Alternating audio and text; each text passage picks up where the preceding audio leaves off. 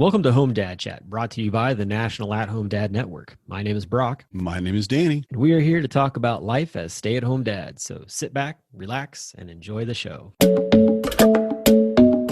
No, I don't want much. I even love handmade crafts made of macaroni. Come on now, you should know me. Times I might eat too much. No worry about my weight. Got the dad bod rocking on me. Sketches on my feet. Cargo shorts look good on me. I'm a dad, that's what I do. Hey, everybody, welcome back to the show. It's been a week of spring break, so you know how that goes. If you're at home with the kids, it's almost just another day, Just really. right. We had a snowstorm come in on Sunday night, and I know we have a lot of the dads who got the snowstorm before spring break, like Colorado especially got hit two Yeah. days. So they were out, kids were out 2 days before spring break started. So they got that extra two up front. So by the midweek, they were burnt. They were done. Yeah. And we just got this week, and ours went pretty well because I was out of town. I was on a long road trip. Everything went kind of cool. Got home, and the kids were all right, but I was done still because I had spent that whole time just driving, sleeping in bad beds, and all that. And Sunday night it started winter storm warning, and it just started dropping. I mean, it was coming down, so much snow, and I'm looking at it, and I'm just shaking my head. I'm like, no, no, come on. I know how that felt. I know how that felt for the guys that got it early, right? That's I an know how that's that an felt. arrow to the heart, my Yeah. man. But it is, and I'm like, I don't need to know this lesson. Okay, I know this. I understand what a pain this is. Please don't do this to me.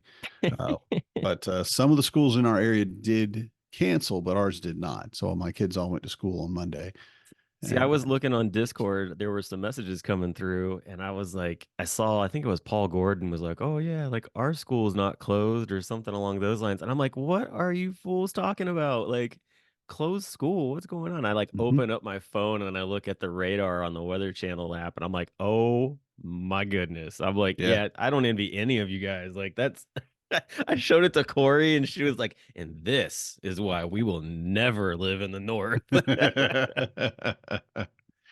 Yeah. It was really interesting coming in. And it's funny too when you look at the weather map, a lot of times like we have dads and board members and that like Paul and Keith that live south of me. They live closer to Madison. That's an hour and a half south from, what have you. Not a big difference, you'd think, but they get snow a lot of times, or they have since I moved here that we didn't. Mm. And it's like, you didn't get any snow. And I'm like, no, it's the grass is green. I mean, nothing, and they'll send me a picture of it being like 3, 4 inches of snow on their yard. I'm like, that is really crazy. I'm assuming it's the jet stream. I'm I was assuming gonna that's just say, how it yeah. swoops and does its thing. You got the lake there, and you get the little like streams of weather. Yep, yep. Yeah. Oh my But goodness.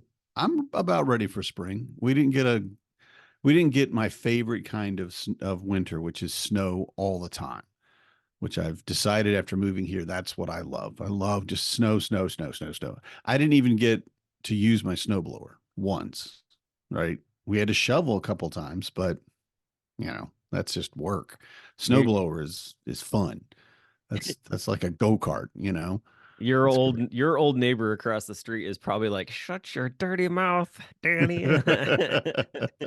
That's a good Everybody, thing. right? Everybody that lives here, that's lived here for 80, and I've been looked at like, wait, you like the snow? Like, yes. Why do you like the heat?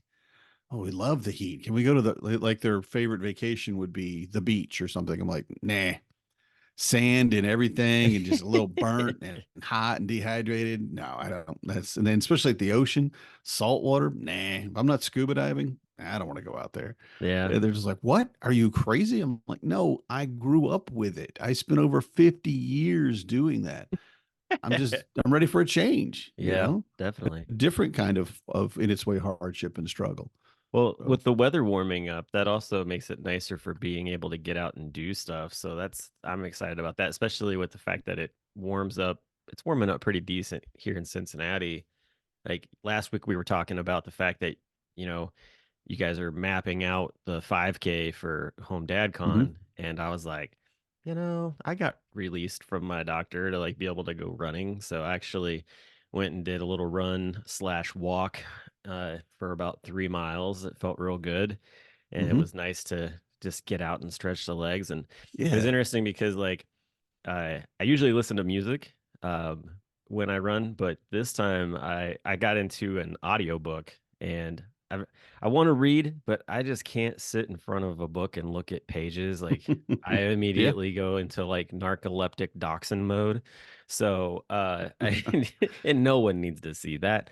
And so I found an audiobook and started listening to that. And my wife is very much into reading like the spicy novels and all that stuff, and honestly, it has its benefits in a Hmm. relationship, so that kind of Hmm. makes things fun.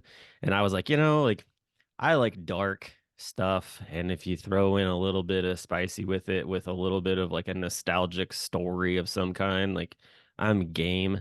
And lo and behold, I came across a variation of the telling of Peter Pan, but it's All like right. decades later after the original took place. And Peter's turned into like this vicious guy who's trying to find his shadow because one of the darling girls stole it. And he goes in on the 18th birthday of each of these darling girls and actually like kidnaps them and takes them to Neverland and like tries to like find his shadow, and all kinds of exploits take place in between with lost boys and other people on the island. And it's very intriguing. It's only like 200 pages, but it's like there are four books total to it. So um it was interesting. I enjoyed actually. I didn't think I would like running and listening, but actually like it kind of helped pass the time while I was running. Hmm. So that was cool. Yeah. Yeah. I like listening. I would generally listen to a serial podcast. Basically, someone telling stories or an ongoing short story every week about a certain theme. And I've been listening to a Starfinder podcast, and it's a tabletop role playing game, right? Like D&D and what have you. But it's their live play, and most people have heard of Critical Role. They got really big, but they're a bunch of actors and voice actors who get together and act, and Yeah. that's a much higher caliber game than you'll get generally going down to your game store and sitting around with a bunch of other goobers. You don't find people that are going to have that same bardic nature, that Yeah. they're going to be outgoing and everything is hilarious or, sorrowful to you just maudlin when something bad happens. And it's really, really impressive when they do it. So that's why Critical Role, I think, of course, longevity too. They just kept going and kept going until everybody goes, well, I guess these are the guys we're listening to. But they have that talent, right? And the same is true with the one that I listen to. It's called Androids and Aliens. And I listen to it because they're running through the campaign that I'm starting to run that I just started running for the dads on RPG night, right? Oh, on Tuesday I nights? haven't run it. Yeah, and I haven't run it in like 5 or 6 years at least. So I'm like, well, I want to get caught up and just see.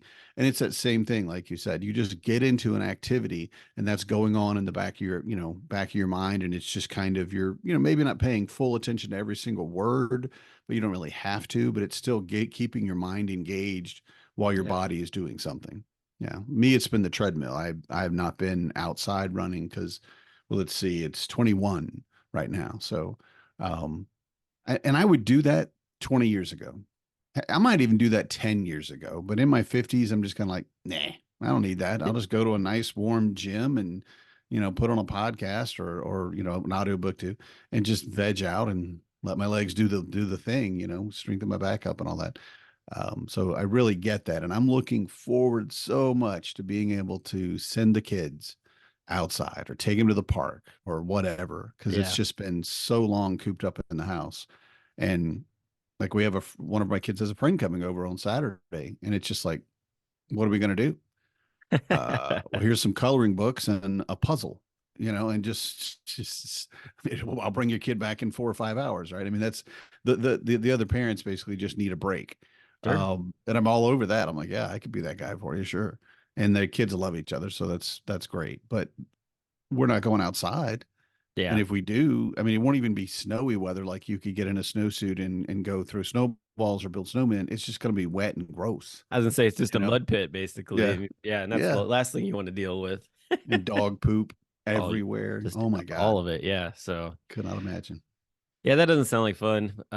But hopefully it will start warming up and things will start drying out for you. So Yeah, also with the turn of it's coming. spring is comes baseball season. I know that you're not a big sports ball guy, but uh baseball season for a lot of our members is a big thing, and some of them live near stadiums, some of them like to travel to different ones and check them out and things like that.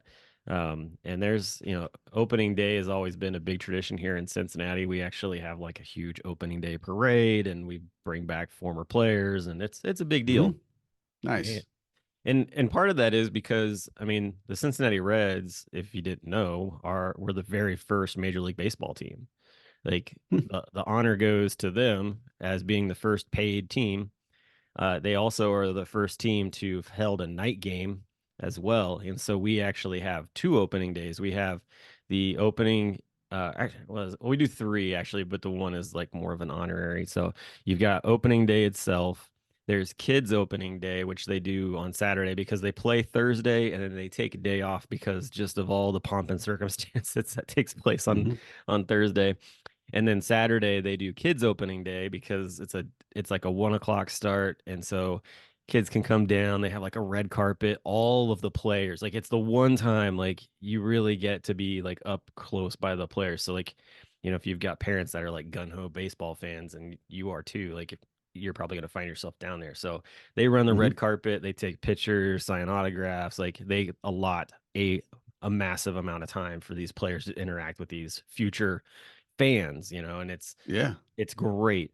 The mascots come down through. I mean, it's pretty wild. So they have all of that, and then usually, I think it's like the Monday night, whatever the next like night game is, when they do it their first Hmm. night game, they have like opening night basically, and so that's kind of a big deal as Yeah. well. So yeah, It's huge. so it's exciting. They do the Reds really do a good job of kicking the season off and going. This year we're playing the Nationals to start out with. So I feel like the Nationals are sort of like siblings to the Reds. We trade people back and forth all the time. We've got former players who are like in their front office and stuff, so it's quite comical. So yeah, so that's going on, and then Major League Soccer has kicked Hmm. off. So that's been exciting, and that's fun too because there's lots of dads that are into soccer, and so you get a Yeah. chance to, uh, you know, talk smack and all that kind of thing. Right now, Cincinnati is on top in the standings over Miami and Columbus, who Columbus actually won the MLS Cup last year. So that's a fun one to Nice. just sort of go back and forth with Matt Lofi on from time to time. But yeah, lots of sports going on. So, and the zoos are opening up. I know that we went to the zoo on Monday. Holy smokes, it was packed because Yeah. everybody does their spring break, like for the most part in Cincinnati, like on the front end of Easter. It's like Hmm. you get that extended period of time. Oh my gosh, I had to drive around the zoo to find parking. Everything was full, and we came back around. I was like looking at my watch. I'm like, all right, it's about 1 o'clock. The people who showed up at 9 should be vacating right now with their Slowly. Yep. screaming children. I Yep. was like, Starving, screaming children. yeah, Yeah. exactly. Don't worry, we'll get home and have lunch. You We've got food at lied. home. We got Yeah, food at exactly. home. Just give me a snack or I'm going to bite off your arm. Right. Right. And So, that's when you know too, you bring snacks everywhere. yes, you Just do. bring them. Don't even think about it. Just That's what have cargo snacks of pants are some for. kind. Right. Exactly. So yeah, That so socket this set. yeah, exactly. Don't forget the 10 millimeter.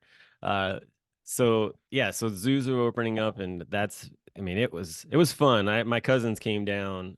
My cousin, so it was my cousin, her husband, and their two kids all came down, and they'd never been to the zoo before down here, Hmm. and so it was a lot of fun to show them around. And my cousin's husband is a funeral director, and he was like, "Where do you want to meet for to eat?" And I was like, "I don't know. We'll find a place." We ended up finding like this Wendy's not too far, and I was like, "Oh, you know what? This is just down the street from a really cool brewery that's actually inside of a funeral home." And he was like, "What?" So Yeah. I thought I was gonna get to take him in, but they were closed on Monday, which tends to happen with a lot of breweries around here. But we walked around and showed it to him, so that was a lot of fun. But Yeah, I See, mean, I was assuming it was going to be Deadlow. nope, not Deadlow. Deadlow is not in a funeral home. We're across the Dead. street. We're across the street from a funeral home, though. That's the funny part. The name, Yeah, know, no, like yeah, it's got to be have something to do, but evidently, I it don't know has where to. they come from. Nope, Deadlow is a river term, so it talks about like the different fathoms of the water as you're riding your boat down the river. So Interesting. All yeah, right. that's why we're just positioned just off of the Ohio River. So Mm-hmm. why they picked that location. But Neat. yeah, so all kinds of fun stuff going on with that. Uh, your spring break for all your kids is done though, or Mm-hmm. is it? All done last week. Yep. Now starts the Yep. So they're all countdown to back the in end of school this school. week. Yeah, we're on the slide, man. The third quarter is, I think, April 3rd ends, but it's very soon. But within next week, the third quarter will be over. Going in fourth quarter, getting everything done for my kid to go to college next year, which is still just blowing my mind. Did they pick a Um, place to go to? yeah, he's going to UW Stout, and it's a polytechnic college about maybe 2 hours west of us or so. Okay. Yeah, on the way to Minneapolis and all that, and there's plenty of places to go. And it's funny because he just learned to drive, just got his license like within the last couple of months, and is driving everywhere now, and of course loves it. And then the snow came crashing in Monday, and it was, I mean, we got, I would say, at least 6 inches of snow. It looked like. I mean, we had a lot to shovel, and it was thick, wet, very heavy. I think my 14-year-old might have pulled something in his back a little bit, Oh no. doing lifting wrong because he wasn't ready for how heavy it was because it's been kind of a dry, lighter snow the whole time. And he was complaining about it the next day, and I'm like, "You're fine. You're 14. I could throw you down the stairs and you could get up and go play basketball. Don't even start with me. I got out of bed wrong and I can't move. You But sneeze and so my back goes out. right, yeah, and we got it all cleared off. What I did is it was going to get up to 44 and it was going to rain all day, so it stopped snowing. And I said I want to do half the driveway, and I want to leave the other half because I want to see, is it when a day like this happens where it's going to get up in the mid 40s and it's about 4 to 6 inches of snow, and it's going to keep raining, is it going to get rid of the snow for us? You know, because I just want to know, not that I'm unwilling to shovel it, of course, but I just want to know what do we have to do on days like that. If we're not going out until later in the day, can we just wait for the rain to get rid of it? Danny And it Mercer, the science guy. the lazy science guy. I just just look at it. It looked like it worked. But yeah, but you want to know how the weather works around you and what you can expect. Although the weather you really can't expect a lot. It's so mercurial. But he got the half the driveway cleared. We left the other half, and he's pulling out. And the only people that had been up and down the driveway that early was one of the big trucks, like a big 3,500 Dodge or something. So big fella, big dually, and it had plowed its wheels a spot, and he took the Prius, which Oh is the car he gosh. prefers, right? And he looks at it, and I'm like, "You'll be fine." He's like, "I don't know, Dad." I said, "Look, don't go fast where you're bouncing. If the front bounces at all more than a couple of inches, it's going to dig into the snow. All right. So if you go too fast, yeah, you're going to hit those furrows, and you're probably going to hit things. Once you get out of our subdivision, they'll have the roads already plowed and salted. There won't be any problem there. There might be a little bit of residue, but a little light snow like this, it'll be gone. They just don't do our neighborhood. They do all the city streets, whatever." Right. He's like, I don't know, Dad. I just, I'm like, just go. Leave a little early. He takes his brother to school too. Like, take your brother first, stay with him a few minutes if you need to in their parking lot or whatever, and then head over to your place. You'll be fine. Just don't get on the interstate and you won't have any problems. And he, of course, he heads out and he sent me a text when he got there. He goes, "Wow, Dad, I don't know how you know all this stuff, man. I really appreciate you." And I'm like, I don't think I knew it. I just kind of extrapolated from this is what they do every single time. So I'm guessing they do it again, So but so it's by it's that age cute. that they finally start realizing that we know stuff because right now my 11-year-old thinks that I don't know jack and I have to Yeah. explain to him that I know stuff. Yes. Yes. Yes. It's Okay. hilarious. Yeah. There's that turn. And I don't know what age it'll be because I know for my wife, I think she was in her 30s. before she figured it out because she was always so smart, and smarter than all the people around her. She is a very intelligent person. And when you have no, whatever intelligence level each person is, that's as intelligent as you can be, right? So everybody around you is that smart.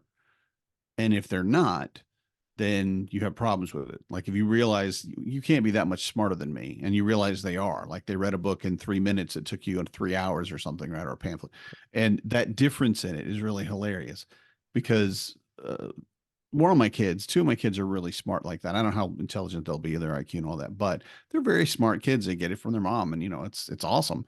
But to see all of them now, I look at her and I'm like, I want to call your mom and tell her I'm sorry for what she must have gone through with you. And she gets it. She's like, well, I am trying. I'm like, yeah, yeah, yeah, yeah, yeah, yeah. You're in your 40s and you're trying. What about the last 40 years though? What did you do to your parents? And she's like, yeah, they told me to shut up a lot. I'm like, I, yeah, I get it. there have got to be guys listening to this right now going, Danny, run, duck.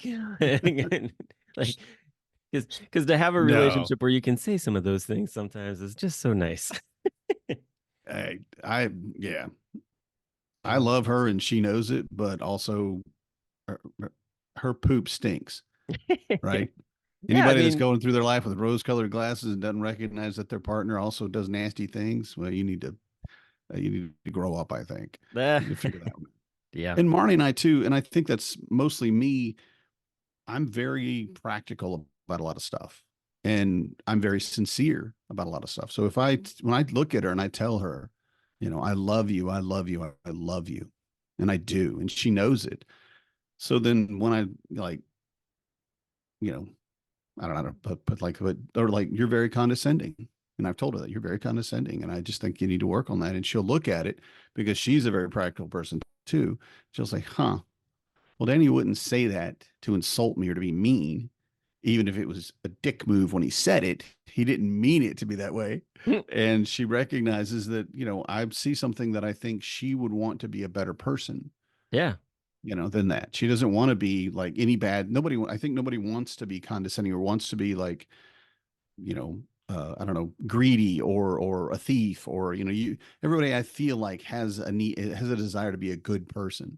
yeah, So if you're doing something like, oh yeah, I'm very selfish in a lot of ways. I don't like sharing my food. I don't like sharing like I have a brush that I've had for 30 years. It's, I don't lose my brush because why would you? And I won't let Marnie use it. And she's like, why wouldn't you let me use your brush? I'm like, okay, okay, okay. One, you never put it back where it was. Two, you lose your brush. We have had 15 brushes in the last 10 years. You just lose them. I'm not going to trust you with mine. they're And like three, you socks. got, They're all having a it was party like, in it's like, there. where did it go? Right, exactly. Some other verse. And I said, and you brush your hair and your hair is really long and your hair pulls out. And so I pick it up and I go to brush my hair and I can feel your hair on my face before I get to my hair. I said, this isn't cool. I said, if you would clean it up after. And she goes, well, I never pull the hair out of my brush unless it's really, it's been a while. I'm like, so in all those ways, I'm very, No, selfish, I don't know. I don't know about being selfish. I think that it's just you're setting up well, your parameters for what helps you, right. go through life. Exactly. And that's what I think too. But, other people, specifically Marnie in this case, like said, and goes, why wouldn't you let me use it? I'm like, I just don't know. I don't. Well, like we had matching gym keys, right? We had matching padlocks for our gym lockers, and we would go work out, and then and then we started going at different times because she'd want to go in the morning to swim before she went to work, yada yada. She goes, "Hey, I lost my gym key. Can I borrow yours?" And I said, "No. Why would you even ask me that?" And she said, "Why would you not let you?" She said, "I love you. I would give you anything." And I'm like, "Okay, that's great. But if I give you my gym key and you already lost your gym key, what's going to happen to mine? And then I'm not going to have a gym key. So no, it's not going to happen. Why would you didn't keep your own. You're going to treat mine even less, you're going to take less care of mine than you would of your own. So no. And it was funny because we've had that discussion over and over for years. And it'll come back every once in a while. We've been married like 20 years, so you get these jokes, and every once in a while she'll just look at me and she'll go, "It's a Jim Key thing, isn't it?" I'm like, "Yes, exactly. You can't use my brush. No, I that's my. I will buy you a. It's like French fries. Now I don't do this as much anymore because the kids kind of broke me of this. But when we met, I told Marnie, I said, "You're not having any of my fries, okay?" I am a food oriented person. I have a specific burger to fry ratio. And if you take some of my fries, I'm going to get upset. All right. Everything in this little rectangle is mine and you can't have it. I'm not kidding. And she's like, like a lot of times people go, well, I don't want anything. It's fine. I'm like, are you sure? Because you're not having any of my fries. And she looked at me. She goes, you mean that, don't you? I'm like, yes. Why would I say it if I didn't mean it? And I said, I will get you a small fry. I will happily buy you your own. You can't have any of mine. And she's like, that's the most ridiculous thing. I'm like, no, no, it's not. I'm setting up, like you said, I'm setting up a boundary, healthy boundary yeah. for me and for you, Marty, that you won't get your hand forked when you reach over and try to steal my food. I I But I'm the with opposite of you kids. though. Corey and I we share food back and forth. I know that if Mhm. I pour bourbon or something along those lines, like she's gonna want a sip of it, like all that stuff. Like but with French fries, especially, um, I usually am like, just order a big one and a small one because I know she's gonna take some of the small ones or whatever, and then I can just eat the rest. Yeah, But yeah, no, I completely understand. Like, because after 20 years of being together, like, I've just learned this is how it's gonna be. And yeah, but at the same time, like you're saying, like it's important to have those boundaries, be able to say this is me, and truly. loving me is not making a big deal of it. Like that's the other side Yeah. too, really. Yeah. And just working with each other's little idiosyncrasies, you Yep. know. There's a joke that I've talked before about on the show. There's a joke and some meme now that's before I got married, I never realized there was a wrong way to put milk in the fridge, you know.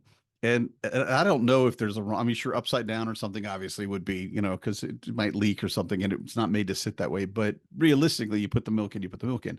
But there are so many little things that are differences in how Marnie and I grew up and how we were raised and what we needed and what we wanted and what we were given, right? And so Yep. coming into a relationship with someone else, while this is a cheesy word, but she's my soulmate. I mean, she is Yeah. perfect for me. She really is. I adore this woman. And everything about her, no, no, she's not perfect, but she's perfect for me, right? And Yep. a big part of that in the relationship is, and I wish we'd done this day one before we even when we got engaged. I would love it if we had sat down and said, okay, let's set some healthy boundaries for who we are as a couple and who we are as individuals and where we can meet and where we don't. And more than just like, do you want to have kids or like for us, do you want a parent to stay home with the kids? You Yeah. know, beyond that, to all the little minutia that you run into, like French fries. No, I love you. You cannot have my French fries. I'll get you your own French fry. It's just a thing. Now, again, after 4 kids, that's done. I mean, my kids won't take my food. They know better than that. But if they, like if we get 4 fries and they only send us three, I will take, one of those three and divide it up between two of them or whatever. I would do the same with my own. Like if I get a fry and they didn't, they can have mine. It's an automatic thing when you Yeah. become a parent. But with Yep. Marnie, I'm like, you're an adult. You can get a fry. That sucks for you. I'll give you, no, never mind. I'm not. No, I'd probably share with her. But at first, I wouldn't. Just like, we'll go back and get you, we'll go back through and get you one. No, you can't have mine, you know. But again, you learn the things that you have to deal with. I mean, she puts up a lot of my crap. See, that's the nice But part about going to home dad con. You get to eat your own food without anybody asking for it. mhm, So you don't have to cut up anybody else's food. that too. It's Yeah, mind blowing. I mean, you get to exactly. sit there and like, wait, all I have to do is deal with this plate of food and what I want on it and how I want it. Yeah. Yeah. I The watched I flavors, the sauces, everything. Yeah. Yeah. Well, I watched the movie. It's been out for a few years now. The movie Me Time with Hmm. um gosh dang it, I can't. Mark Wahlberg and Kevin Hart. And Yeah. I mean, is it outlandish? Yes, it's a comedy. Like, of course, it's going to be outlandish. But if you pick apart like the things that are actually like that movie's trying to get at, the Hmm. just the importance of like recognizing that you need me time and that it's actually like detrimental to not have it. Like he has so many different people Right. pointing out like, this is what you're gonna turn into.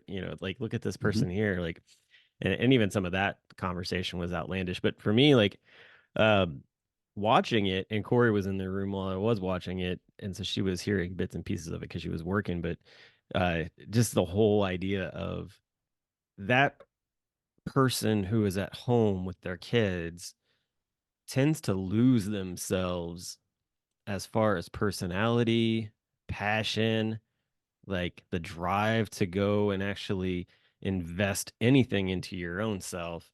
And in his perspective, in his with his thing of it, and I've seen dads that come to home dad con even kind of go to this level. Like they almost don't know how to function when Hmm. they're like, "Oh, I'm free." It's almost like a dog that jumped the fence and was like, "I'm out. Oh, I'm out. Yeah. Well, Wait, what what do I do I do do? now? What do I do now? Oh." And then it's like all of a sudden it's like, "Let's go crazy." you Yeah. know? And that's in the movie that kind of happens. Like he does some things that are very much outside of his typical personality and people are like, "That's so weird like that you're doing that." But at the same time like it makes sense Hmm. because you're just like unleash everything almost like a kid sometimes sometimes like little kids like they do things and you're like why did you do that like I don't know and it's like they complete impulse type of Yeah. deal and with home dad con like I've seen that just so many times like guys get together and they're just like I'm here I'm excited what do we do and they Hmm. almost like fear of missing out comes in like all kinds of different things and so like I love the fact that we're trying to get people to listen to the fact that you need to set that personal that me time up on a regular basis like not Hmm. just once a year it should Yeah. be Self care is best care. yeah it Absolutely. should be at least a once a month type of thing honestly like if you can pull it off like because even just the smallest of things, that Yeah. it's, and I think that sometimes, like we talked about a while back, like, oh, I feel guilty for asking to do that. It's like, no, you shouldn't feel guilty about that. Like, Mm-mm. especially if you and your partner are on the same level, like you should both be working together to try to find a solution that allows for both of you to have time, Right. outside of the home with other friends or not kids, like whatever it is, like you've got to find those kind of things. Like I think that we forget sometimes what being single was. Granted, Hmm. depending on how you were when you were single, like you're like maybe I don't want to go back that far into my actions, but at the same time, like hey, I enjoy doing XYZ thing. I haven't done that in so long. And it's like, great, like schedule some time and do it. You might not be able to do it to the level that you used to be able to do it because Hmm. of just age and everything else. Like, but just even starting it, like for me, like I said, I started running again. And Hmm. I knew in my head, I'm like, one, I haven't done this in quite a few months. Two, like, still recovering from surgery. And three, like, I know I'm not trying to run after that time that I used to have, you know, 8 months ago where I was, doing like a almost like 11-minute mile type of thing. Like, I'll be happy just to finish the whole thing and not be huffing and puffing right now. Yeah. And so Yeah. it's that kind of thing that I just really want dads that I run into all the time be like, you gotta find this time. Like you gotta carve it out. Hmm. Yeah. You make that time. Yeah. Yeah. And it's so easy to say and so hard to do sometimes. True. Yeah. Realistically, just getting out on any day, much like, no matter what you're doing, go to like I said, I go to the Y and walk on the treadmill. That still takes effort just to go, Yeah. just to say, oh, well, I'm going to leave all of this stuff behind and I'm just going to let all those fires burn until I get back.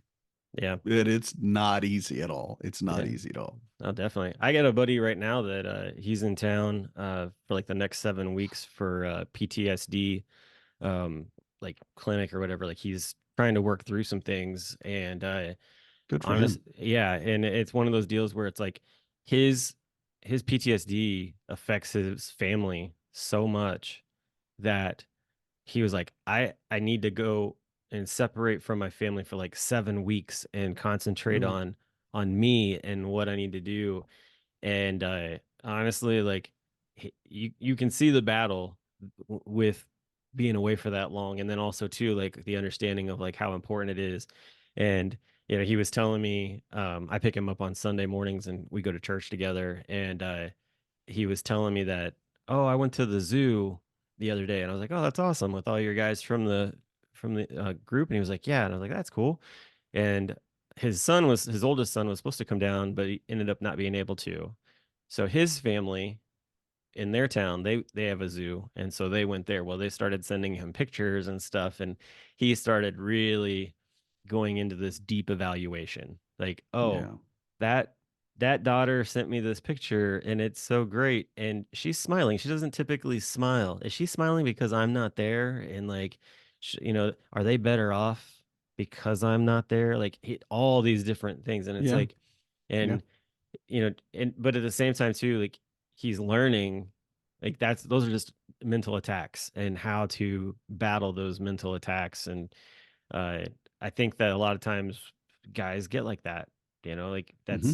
I mean, the reason he's there, one, is, I mean, he's not suicidal or anything, but there are a lot of PTSD guys that's the idea. Like, all right, well, I'll just remove myself. Whether that looks like, for him, he's more in the mind of like, I'll just walk away from my family and like be homeless, is that's Yeah. his thing that And he's they'll be struggling with. happier, is the Yeah. thought. They'll be happier without me. Look at what a piece of crap I am. Yeah. And And so how we much, go ahead. Yeah. So we've been talking about that, and he's been dealing with those things. The other thing that I thought was really interesting was he had to write it out, his PTSD story, for Ooh, therapy. yeah.